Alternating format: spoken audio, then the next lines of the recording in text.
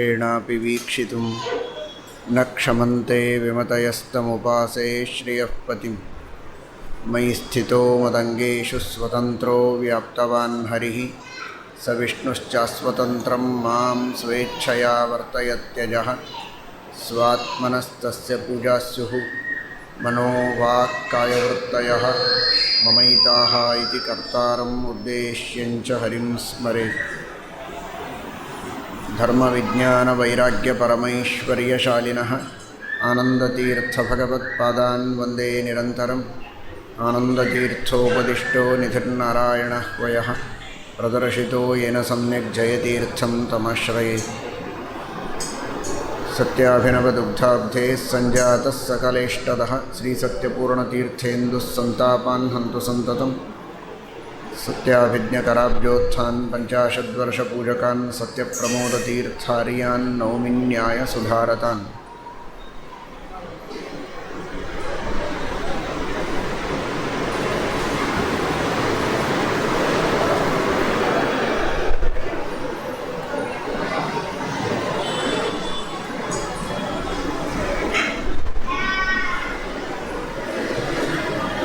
ಭಗವಂತ ಪ್ರಹ್ಲಾದರಾಜರ ಪ್ರಾರ್ಥನೆಗೆ ಅವರ ಮಾತನ್ನು ಸತ್ಯ ಮಾಡುವುದಕ್ಕಾಗಿ ನರಸಿಂಹ ರೂಪದಿಂದ ಅವತಾರ ಮಾಡಿದ ಅಂತ ನಾವೆಲ್ಲ ತಿಳಿದಿದ್ದೇವೆ. ಇದು ನರಸಿಂಹದೇವರ ಕ್ಷೇತ್ರ. ಗುಹೆಯಲ್ಲಿ ನರಸಿಂಹದೇವರ ಸನ್ನಿಧಾನ ಇದೆ. ಪರ್ವತದ ಮೇಲೆ ದೇವರಾಜರ ಸನ್ನಿಧಾನ, ಸರೋವರದಲ್ಲಿ ವರದರಾಜರ ಸನ್ನಿಧಾನ ಇದೆ. ಅಂತಹ ನರಸಿಂಹದೇವರು ಅವತಾರ ಮಾಡಿ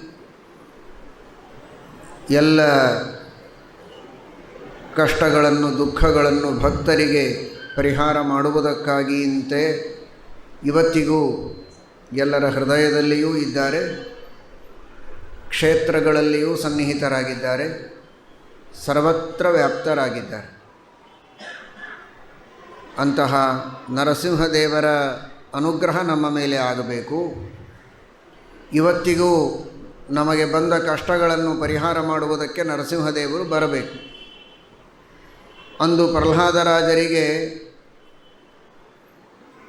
ವಿಷದ ಬಾಧೆಯಾಗದಂತೆ, ಪರ್ವತದ ಮೇಲಿನಿಂದ ಕೆಳಗೆ ಹಾಕಿದಾಗಲೂ ಪೆಟ್ಟು ತಾಕದಂತೆ, ಆನೆಯ ಕಾಲು ತುಳಿತದಿಂದಲೂ ಸಾಯದಂತೆ, ನಾನಾ ವಿಧವಾದ ಶಸ್ತ್ರ ಅಸ್ತ್ರಗಳಿಂದಲೂ ಯಾವ ಛೇದ ಭೇದ ವೇದಗಳಾಗದಂತೆ ನರಸಿಂಹದೇವರು ಕಾಪಾಡಿದರಲ್ಲ, ಇವತ್ತು ನಮ್ಮನ್ನು ಯಾಕೆ ಕಾಪಾಡೋದಿಲ್ಲ?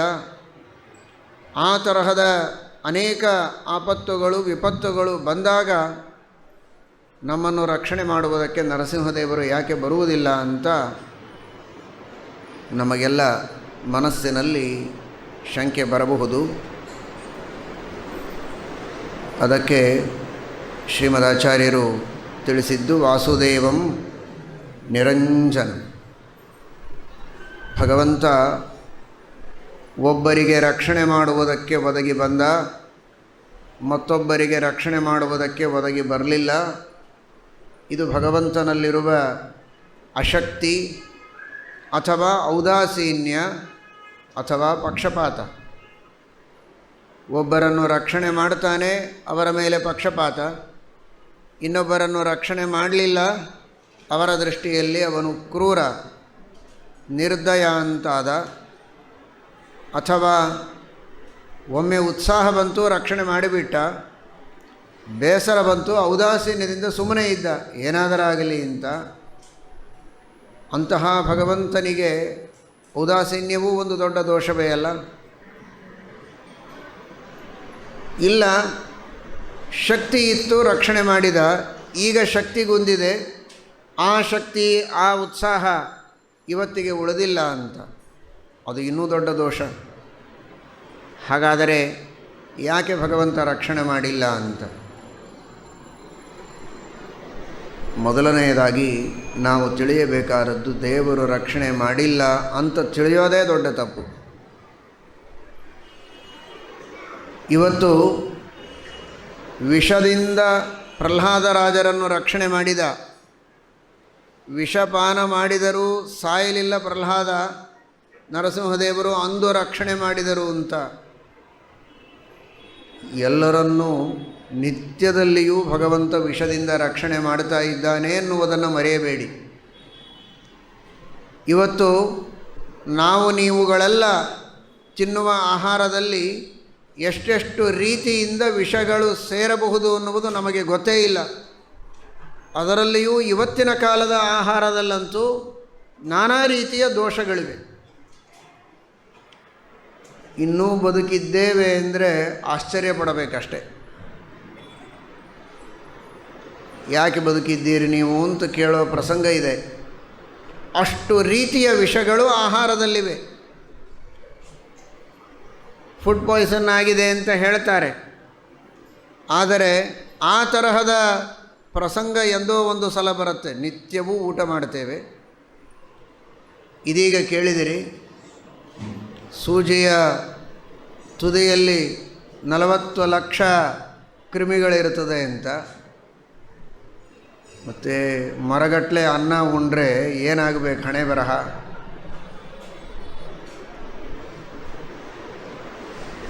ಆದರೆ ಬದುಕಿದ್ದೇವೆ ಸುಖವಾಗಿ. ರುಚಿ ರುಚಿಯಾದ ಅಡುಗೆಯನ್ನು ಊಟ ಮಾಡಿ ಸುಖವಾಗಿದ್ದೇವೆ. ಹಾಗಾದರೆ ಭಗವಂತ ಪೃಥ್ವಿಯಲ್ಲಿ, ಗಾಳಿಯಲ್ಲಿ, ನೀರಿನಲ್ಲಿ, ನಾನಾ ರೀತಿಯಲ್ಲಿ ನಮಗೆ ಬರುವಂತಹ ವಿಷ ಜಂತುಗಳು, ವಿಷಗಳು, ವಿವಿಧ ರೀತಿಯ ವನಸ್ಪತಿಗಳ ಮೂಲಕವಾಗಿ ಬರುವಂತಹ ನಾನಾ ವಿಧವಾದ ಮಾರಕವಾದಂತಹ ವಸ್ತುಗಳು, ರೋಗಾಣುಗಳು, ಅವುಗಳಿಂದ ನಮಗೆ ಬಾಧೆಯಾಗದಂತೆ ರಕ್ಷಣೆ ಮಾಡ್ತಾ ಇದ್ದಾನೆ ಅಂದರೆ ಅದೆಷ್ಟು ಬಾರಿ ದೇವರು ನಮ್ಮನ್ನು ರಕ್ಷಣೆ ಮಾಡಿದ್ದಾನೋ. ಪ್ರಹ್ಲಾದರಾಜರನ್ನು ವಿಷದಿಂದ ರಕ್ಷಣೆ ಮಾಡಿದ ಅಂತ ಒಂದು ಬಾರಿ ಹೇಳಿದರು. ಅದು ಕೇವಲ ಸಾಂಕೇತಿಕವಾದದ್ದು. ಅನಂತ ಜೀವರಾಶಿಗಳನ್ನು ಕೂಡ ಭಗವಂತ ಆ ತರಹದ ವಿಷದಿಂದ ರಕ್ಷಣೆ ಮಾಡಿದ್ದಾನೆ. ಆಹಾರದಲ್ಲಿರುವ ವಿಷ, ವಿಹಾರದೊಳಗೆ ವಾಯುವಿನ ಮೂಲಕವಾಗಿ ಬರುವಂತಹ ವಿಷ, ಇನ್ನು ಬೇರೆ ಬೇರೆ ರೀತಿಯ ವಿಷಗಳಿವೆ. ಯಾವುದು ಮಾರಕವೋ ಅದೆಲ್ಲ ವಿಷ. ಅಂತಹ ಮಾರಕವಾದ ಮಾನಸಿಕವಾದಂತಹ ವಿಷಗಳು ಎಷ್ಟಿವೆ ಅಂತ ಹೇಳಲಿಕ್ಕಾಗುವುದಿಲ್ಲ. ಕ್ರೋಧವೇ ಒಂದು ದೊಡ್ಡ ವಿಷ. ಭಾರೀ ಕ್ರೋಧ ಮನುಷ್ಯನಿಗೆ ಬಂದರೆ ಅವನ ಸ್ಥಿತಿ ಹೇಗಿರುತ್ತದೆ ನೋಡಿ. ಅವನ ದೇಹ ಸರಿಯಾಗಿ ನಿಲ್ಲಲಿಕ್ಕಾಗುವುದಿಲ್ಲ, ಬ್ಯಾಲೆನ್ಸ್ ಕಳೆದುಕೊಳ್ತಾನೆ, ಕುಸಿದು ಬೀಳುವ ಪ್ರಸಂಗ. ಸ್ವಲ್ಪ ಹೊತ್ತಿಗೆ ಮತ್ತೆ ಕ್ರೋಧ ಶಾಂತವಾಗ್ತದೆ, ಚೇತರಿಸಿಕೊಳ್ತಾನೆ, ಮತ್ತೆ ಸರಿಯಾದ ರೀತಿಯಲ್ಲಿ ತನ್ನ ಕಾರ್ಯದಲ್ಲಿ ಪ್ರವೃತ್ತನಾಗ್ತಾನೆ. ಆದರೆ ಒಂದು ವೇಳೆ ಆ ಕ್ರೋಧ ಹಾಗೇ ಮುಂದುವರೆದರೆ ಬದುಕೋದು ಸಾಧ್ಯ ಇಲ್ಲ. ಕ್ರೋಧಕೃತ, ಕೋಪ ಬರುವುದು ಮತ್ತೆ ಶಾಂತವಾಗುವುದು, ಇದೆಲ್ಲ ಭಗವಂತನ ವ್ಯಾಪಾರ ಅಂತ. ಹಾಗಾದರೆ ಆ ಕ್ರೋಧ ಅನ್ನೋದೇ ಒಂದು ಮಾನಸ ವಿಷ, ದುಃಖ ಅನ್ನೋದೇ ಒಂದು ದೊಡ್ಡ ಮಾನಸ ವಿಷ. ದುಃಖ ಬಂದಂತೆಯೇ ಉಳಿದು ಬಿಟ್ಟರೆ ಮನುಷ್ಯ ಬದುಕೋದು ಕಷ್ಟ. ದುಃಖ ಬರುತ್ತೆ ಮತ್ತೆ ಹೋಗ್ತದೆ, ಕ್ರೋಧ ಬರ್ತದೆ ಮತ್ತೆ ಹೋಗ್ತದೆ, ವಿಷ ಬರುತ್ತೆ ಮತ್ತೆ ವಿಷ ಪರಿಹಾರ ಆಗತ್ತೆ. ಈ ರೀತಿ ಎಷ್ಟು ರೀತಿಯಿಂದ ನಮ್ಮ ವಿಷಗಳನ್ನು ದೇವರು ಕಳೀತಾನೆ ಅಂತ ನಮಗೆ ಲೆಕ್ಕ ಇಲ್ಲ. ಭಾರೀ ಸುಖ ನಮಗಾಗಿರತ್ತೆ, ಎಷ್ಟೋ ಕೋಟಿ ರೂಪಾಯಿಗಳು ಇವನಿಗೆ ಬರುತ್ತೆ ಅಂತನ್ನೋ ಹಾಗೆ ಇರುತ್ತೆ. ಇದ್ದಕ್ಕಿದ್ದ ಹಾಗೆ ತಪ್ಪಿ ಹೋಗ್ತದೆ. ಕೈಗೆ ಬಂದ ತುತ್ತು ಬಾಯಿಗೆ ಬಂದಿಲ್ಲ ಅನ್ನೋ ಹಾಗೆ ಆಗ್ತದೆ. ಅಂದರೆ ಏನಾಯಿತು ಗೊತ್ತಾ, ಪರ್ವತದ ಮೇಲಿನಿಂದ ಕೆಳಗೆ ಹಾಕಿದ ಹಾಗೆ ಆಯ್ತು ಇವನಿಗೆ. ಅಷ್ಟು ಮೇಲೆ ಏರಿದ್ದ, ಭಾರೀ ಸುಖವಾಗುತ್ತೆ ಅಂತನ್ನುವ ಆ ಸುಖದ ಬೆಟ್ಟದ ತುಟ್ಟ ತುದಿಯಲ್ಲಿ ಏರಿದ ವ್ಯಕ್ತಿಗೆ ಇದ್ದಕ್ಕಿದ್ದ ಹಾಗೆ ನಿನಗೆ ಬರೋದಿಲ್ಲ ಅಂದರೆ ಪಾತಾಳವೇ. ಆದರೆ ಮತ್ತೆ ಎದ್ದು ಬರ್ತಾನೆ. ಆಯ್ತು ಬಿಡು, ನನಗೆ ಇದ್ದಷ್ಟು ಸಿಗಲಿ, ಇಂಥ ನೌಕರಿ ಆದರೂ ಮಾಡ್ಕೊಂಡು ಬದುಕೋಣ ಅಂತಾನೆ, ಬಂದದ್ದರಲ್ಲಿ ತೃಪ್ತಿಯಿಂದ ಇರೋಣ ಅಂತಾನೆ, ಬದುಕ್ತಾನೆ. ಅಂದರೆ ನರಸಿಂಹದೇವರು ಬೆಟ್ಟದ ಮೇಲಿನಿಂದ ಬಿದ್ದರೂ ಇವನನ್ನು ಸಾಯದಂತೆ ಮತ್ತೆ ಬದುಕಿಸಿ ಜೀವನಕ್ಕೆ ಮುಂದಾಗುವಂತೆ ಮಾಡಿದರು ಅಂತ ಅರ್ಥ. ಅವತ್ತು ಮಾಡಿದರು, ನಮಗೇನು ರಕ್ಷಣೆ ಮಾಡಿಲ್ಲ ದೇವರು ಅಂತ ತಿಳ್ಕೋಬೇಡಿ. ಇಂತಹ ಪ್ರಸಂಗಗಳು ಎಷ್ಟು. ಅದು ಆನಂದದ ಬೆಟ್ಟವೂ ಆಗಿರ್ಬೋದು, ಇನ್ಯಾವುದೋ ಅಹಂಕಾರದ ಬೆಟ್ಟವೂ ಆಗಿರ್ಬೋದು. ಇಂತಹ ಪ್ರಸಂಗಗಳು ಅನೇಕ. ಬೇಡ, ನಿಜವಾದ ಬೆಟ್ಟಗಳೇ ಎಷ್ಟು ಪ್ರಸಂಗದಲ್ಲಿ ಬೇಕಾದಷ್ಟು ಸಲ ಬೆಟ್ಟಕ್ಕೆ ಹೋಗುವ ಪ್ರಸಂಗ ಇರುತ್ತೆ. ಬೆಟ್ಟ ಹತ್ತುತ್ತೀರಾ? ಬೇಡ.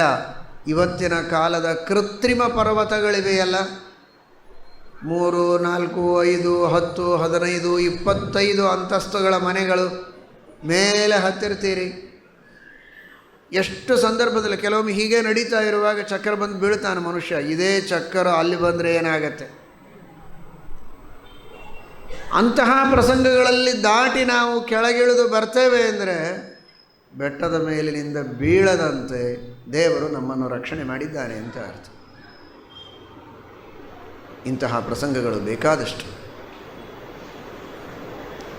ನೀವು ಟ್ರೇನ್ ಹತ್ತುವಾಗ ಎಷ್ಟೋ ಸಂದರ್ಭದಲ್ಲಿ ಏನೋ ಮೆಟ್ಲ ಹತ್ತಬೇಕು ಅಂತೀರಿ, ಕಾಲು ತಪ್ಪಿ ಎಲ್ಲೋ ಇಡ್ತೀರಿ, ಕೆಳಗೆ ಬಿದ್ದು ಬಿಡ್ತೀರಿ. ನಾನು ನೋಡಲೇ ಇಲ್ಲ, ಎಲ್ಲೋ ಲಕ್ಷ್ಯ ಇತ್ತು, ಮೆಟ್ಲದ ಮೇಲೆ ಇಡೋದು ಒಂಚೂರು ಹಿಂದೆ ಆಯಿತು, ಬಿದ್ದೆ ಅಂತ. ಸರಿ, ಮನೆಯೊಳಗೆ ಬಿದ್ದಿರಿ, ಮತ್ತು ಎದ್ರಿ, ಇನ್ನೊಬ್ಬರನ್ನ ಗೂದಿದ್ರಿ, ಒದ್ರಿ, ಏನೇನೋ ಆಯಿತು. ಆದರೆ ಅದೇ ಟ್ರೇನ್ ಹತ್ತುವಾಗ ಒಂದು ಹೆಜ್ಜೆ ಹಿಂದೆ ಇಟ್ಟರೆ ಆಗೋದು ಎಲ್ಲಿ? ಅನಾಹುತ, ಕೆಳಗೆ ಬೀಳೋದಲ್ಲ. ಆದರೆ ಆ ತರಹದ ಪ್ರಸಂಗಗಳಾಗದಂತೆ ದೇವರು ನಮ್ಮನ್ನು ರಕ್ಷಣೆ ಮಾಡುವುದು ಜೀವನದೊಳಗೆ ಒಂದು ಬಾರಿ ಅಲ್ಲ, ಸಾವಿರ ಸಾವಿರ ಸಾವಿರ ಬಾರಿ.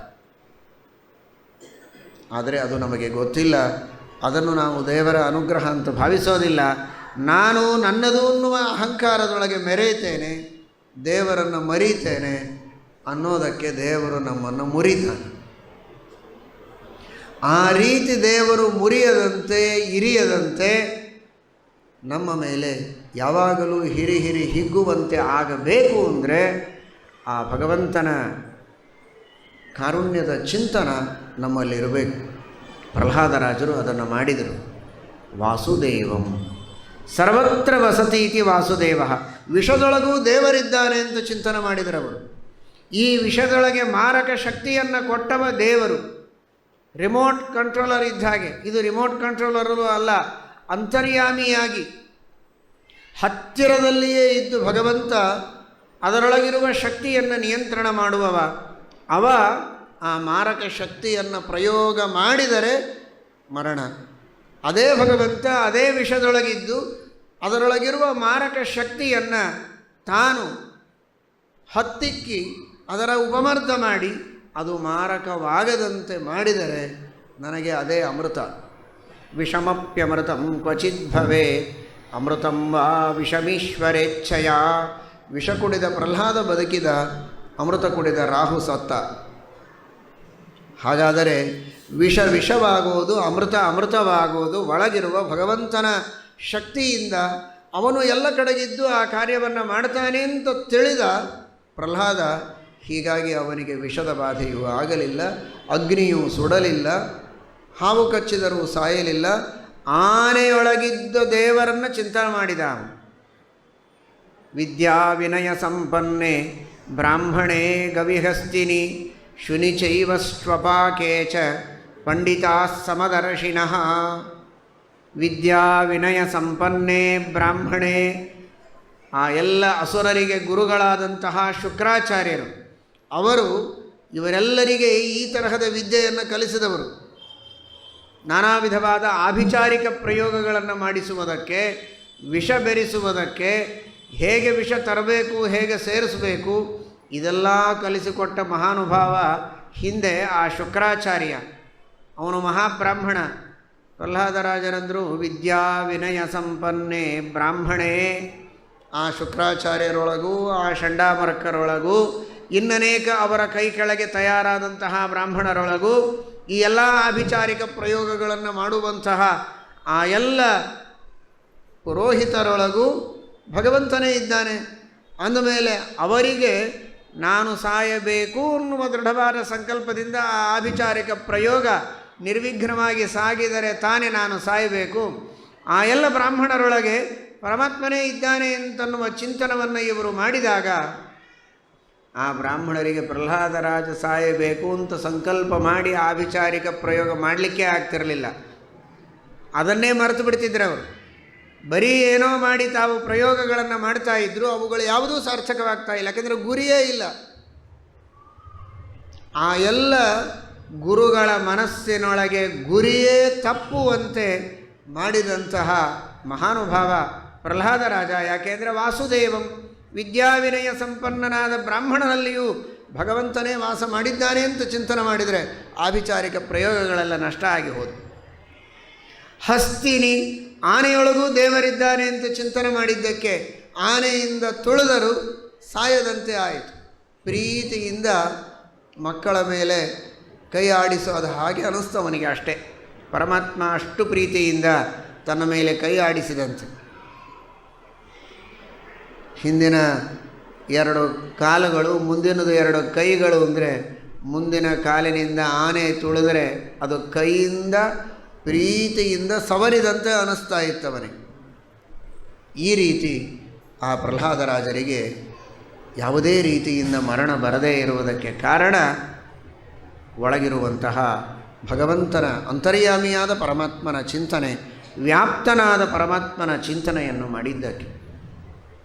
ಅದಕ್ಕಾಗಿಯೇ ಸತ್ಯಂ ವಿಧಾತುಂ ನಿಜಭೃತ್ಯ ಭಾಷಿತಂ ವ್ಯಾಪ್ತಿಂಚ ಭೂತೇಷ್ವಖಿಲೇಶು ಚಾತ್ಮನಃ.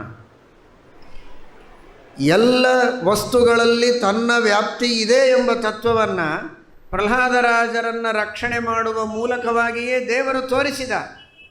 ಆದರೆ ಈ ರಹಸ್ಯ ಜನರಿಗೆ ತಿಳಿಯಲಿ ಅನ್ನೋದಕ್ಕೆ ಸ್ತಂಭದಿಂದ ಪ್ರಾದುರ್ಭೂತನಾದ ಪ್ರಹ್ಲಾದರಾಜರು ಪರಮಾತ್ಮನನ್ನು ವಾಸುದೇವ ಸರ್ವತ್ರ ವಾಸ ಮಾಡುವ ವ್ಯಾಪ್ತ ದೇವ ಅಂತ ಚಿಂತನೆ ಮಾಡಿದ್ದಕ್ಕೇನೆ ರಕ್ಷಣೆ ಮಾಡಿದ್ದು. ಆದರೆ ಯಾಕೆ ರಕ್ಷಣೆ ಮಾಡಿದ ಅಂತ ಜನರಿಗೆ ಗೊತ್ತಾಗಲಿಲ್ಲ. ಅವನು ವ್ಯಾಪ್ತಿಯ ಚಿಂತನೆ ಮಾಡಿದ್ದಕ್ಕೆ ಅವನನ್ನು ರಕ್ಷಣೆ ಮಾಡಿದ್ದು.